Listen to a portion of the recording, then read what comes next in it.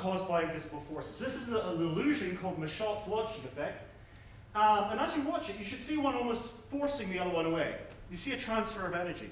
Of course, it's an animation. There's nothing really, there's no force being transferred there.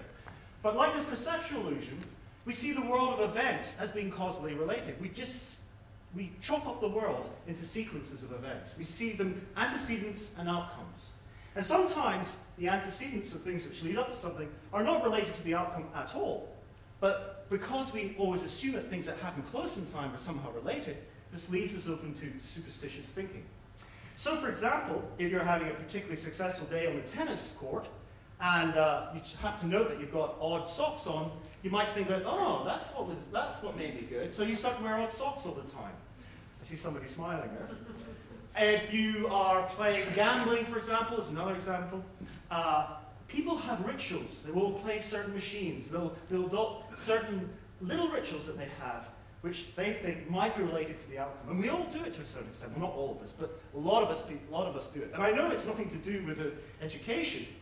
Every year, I'm in the exam hall, and when I'm vigilating, I see the students come out with their various gonks and all their little toys. I've seen students walk around the table 3 times before they sit down. There's all these little patterns of behavior which people engage in because they think that somehow it might be related to success.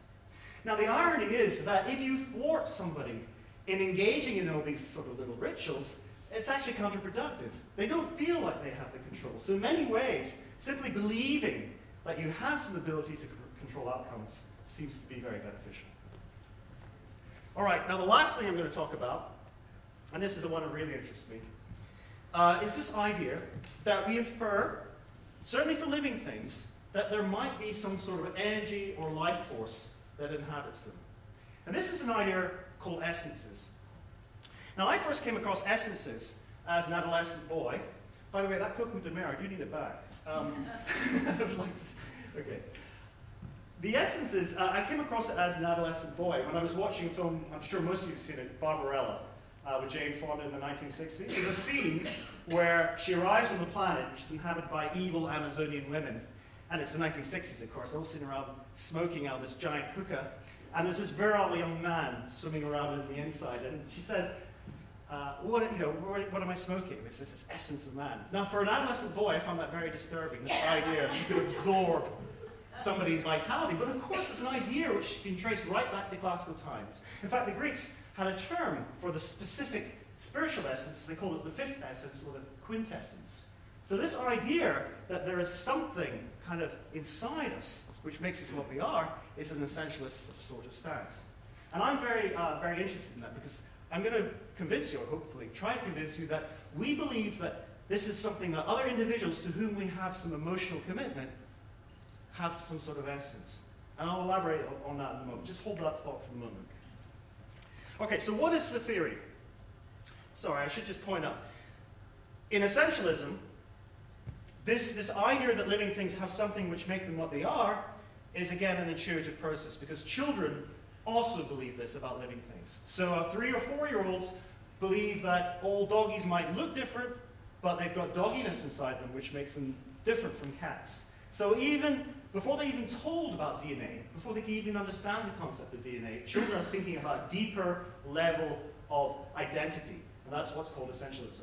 Now, people like Susan Gelman and myself have started to believe that maybe as we grow up into adults and we start to get more sophisticated in our ideas of what makes an individual, I think we start to apply essentialist type notions.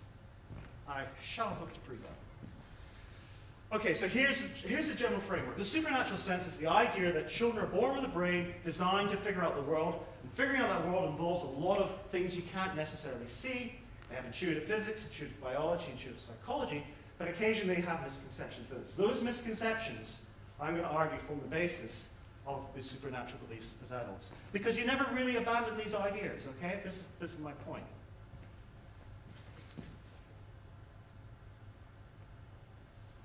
Okay, so let's get into this idea of object fetish things. This idea that certain objects have something inside them which is almost supernatural.